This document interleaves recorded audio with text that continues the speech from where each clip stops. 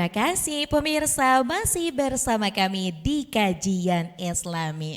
Membahas bagaimana nih media sosial di bulan Ramadan. Pak Ustadz, gak kerasa nih, ini udah di segmen terakhir nih Pak Oh, Ustadz. iya, iya. Biasanya kalau di segmen terakhir kita mau kasih tips-tips dulu nih Pak Ustadz. Nah mungkin Pak Ustadz juga bisa sampaikan kepada pemirsa setia Sultan TV, bagaimana nih Pak Ustadz tipsnya agar media sosial itu justru menjadi sarana meningkatkan kualitas Ramadan, bukan sebaliknya. Ya. Eh, Pertama, sosial media itu sudah menjadi sahabat bersama kita. Semua kalangan masyarakat tentu memiliki akun sosial media, pemerintah, terus swasta, pelajar semuanya. Tapi apa yang kita share, apa yang kita ciptakan di situ itu punya hisapnya. Jangan dikira walaupun kita sudah hapus itu terhapus sepenuhnya, tapi dia akan jadi rekam jejak digital yang sampai selamanya ada. Bahkan di akhirat lebih parah lagi hisapnya. Nah, jadi rekam jejak digital aja itu polisi bisa nge-tracking Mbak 10 tahun yang lalu walaupun kita udah hapus. Apalagi Allah, di akhirat nanti rekam jejak kita tuh banyak banget catatan dari rakib atib kita. Maka hati-hatilah dalam memposting, dalam memberikan komentar, dalam memberikan respon di dunia sosial media. Tapi lebih dari itu, sebelum kita mengeluarkan statement, sebelum kita menyampaikan berita ataupun membagikan kisah-kisah kita atau apapun yang bisa kita kontenkan, perbanyak dulu isi hati kita. Jadi kalau ibarat kita ini manusia kan bukan kayak botol mineral, dituangkan air putih keluar lagi air putih, dituarkan air comberan keluar air comberan kan. Kita punya akal, kita punya hati, kita punya nalar. Dalemin dulu itu, isi dulu, belajar dulu, entah belajarnya ke guru langsung itu lebih afdol, atau belajar di konten-konten sesuatu yang memang qualified, tapi juga tidak cukup hanya belajar di online ya, kita harus tabayun itu kan harus bertemu langsung sama ahlinya.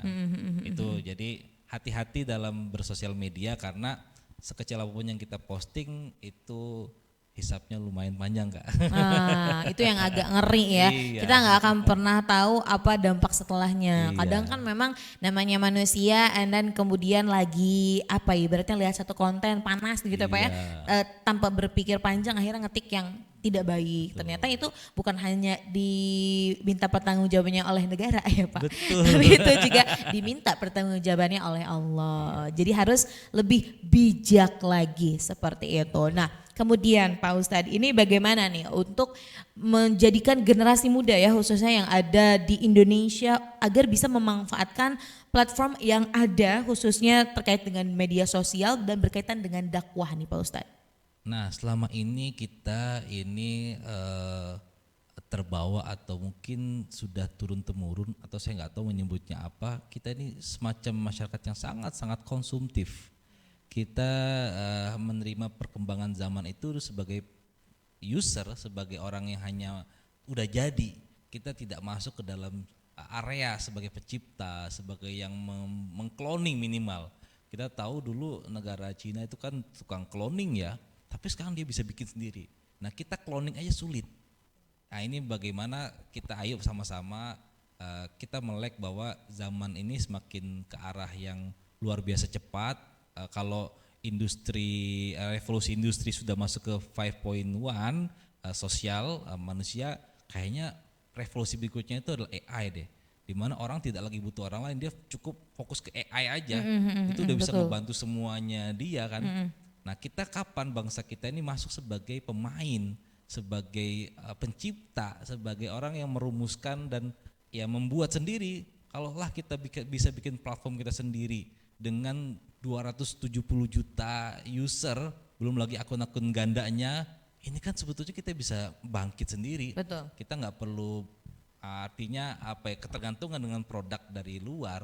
Nah, itu sih sebetulnya kenapa di bulan Ramadan ini ya kita berharap pemerintah, orang-orang yang ahli di bidangnya ini menggalakkan untuk ayo anak-anak kita kenalkan dan kita berikan mereka ruang untuk menjadi pemain dalam pertumbuhan zaman yang akan datang. Nah, oke. Jadi benar-benar diposisikan ya Pak ya. Iya. Dan tentunya juga ini ada andil dari pemerintah, dari Pasti, negara, bagaimana pasti. memberdayakan para generasi muda, dan kemudian juga tadi dari sisi agamanya akhirnya ketika memang sudah maju, nah makna-makna ataupun pelajaran-pelajaran tentang agama ini kan dengan mudah untuk dapat dimasukkan seperti itu ya Pak Ustadz ya. Betul sekali. Nah, yang terakhir nih Pak Ustadz, ini sekaligus closing statement. Bagaimana agar kita bisa menjalani bulan suci Ramadan ya dengan harmonis di antara dunia maya dan juga dunia nyata nih Pak Ustadz. Silakan boleh Pak Ustadz. Iya, kullu nafsin dha'iqatul maut. Setiap manusia itu pasti akan mengalami kematian. Nah, kematian di dunia digital itu harus kita maknai sebagai sebuah kepastian. Kita ini akan terlupakan. Nama kita hanya sebuah cerita. Apakah nanti setelah kita mati nama kita diceritakan yang baik atau yang buruk, itu yang menentukan nasib kita setelah kematian. Maka baik dunia digital maupun dunia asli atau dunia realitas sekarang hari ini, dua-duanya sama-sama memiliki pertanggungjawaban yang luar biasa di dunia berikutnya, yaitu dunia akhirat. Nah, di situ semua catatan amal kita, semua tindak tanduk kita, niat-niat kita semua dibuka habis-habisan. Apakah kita termasuk golongan orang-orang yang beruntung karena memanfaatkan dunia digital dan dunia nyata dengan niat ibadah, atau kita termasuk orang-orang yang rugi, orang-orang yang tertipu, orang-orang yang lalai karena tidak berhasil memanfaatkan nikmat yang Allah berikan selama hidup di dunia. Mungkin itu Kak. Baik, terima kasih Pak Ustadz. Wah, itu closing statement yang sungguh terpukau Pak Ustadz. Jadi kayak ya memang lagi dan lagi hal-hal yang memang ada di dunia ini kembali lagi pada penilaian diri kita sendiri, dan tentunya ini juga bagaimana cara kita bisa memanfaatkan, salah satunya juga media sosial ini ya Pak Ustadz ya. Nah, semoga nih ya pemirsa Setia Sultan TV dimanapun Anda berada tetap bisa harmonis ya dalam menjalankan Ramadan ini di antara dua dunia dunia maya dan dunia nyata seperti itu. Terima kasih Pak Ustadz sudah berkenan kita ngobrol-ngobrol. Iya, sama-sama Kak Ida. Sukses selalu ya Sultan TV. Amin. Pak Ustadz juga sukses selalu dan jangan bosan-bosan nih nanti datang ke Sultan TV. Ini bulan Ramadan karena banyak yang perlu diberikan siraman rohani. Begitupun saya Pak Ustadz ya. Nah, jadi pemirsa semoga tadi yang kita perbincangkan hari ini bukan hanya sekedar obrolan biasa ya Pak ya, tapi juga bisa diaplikasikan dalam kehidupan kita. Jadi bermanfaat seperti itu. Kita tutup Pak perjumpaan kita pada hari ini. Pemirsa Setia Sultan TV dimanapun Anda berada. Demikian ya perbincangan kita hari ini di kajian Islami bersama Dr. Haji Raden Muhammad Imam Abdillah yang merupakan Ketua Lapexdam PCNU Kota Serang, membahas bagaimana nih ya terkait dengan Ramadan di era media sosial. Semoga pemirsa apa yang tadi kita perbincangkan hari ini tuh dapat bermanfaat buat kehidupan kita semua dan tentunya bisa berkelanjutan. Saya Raudlah Rida dan segenap kru yang bertugas pada hari ini mengucapkan terima kasih, pamit undur diri. Sampai jumpa. Wassalamualaikum warahmatullahi wabarakatuh.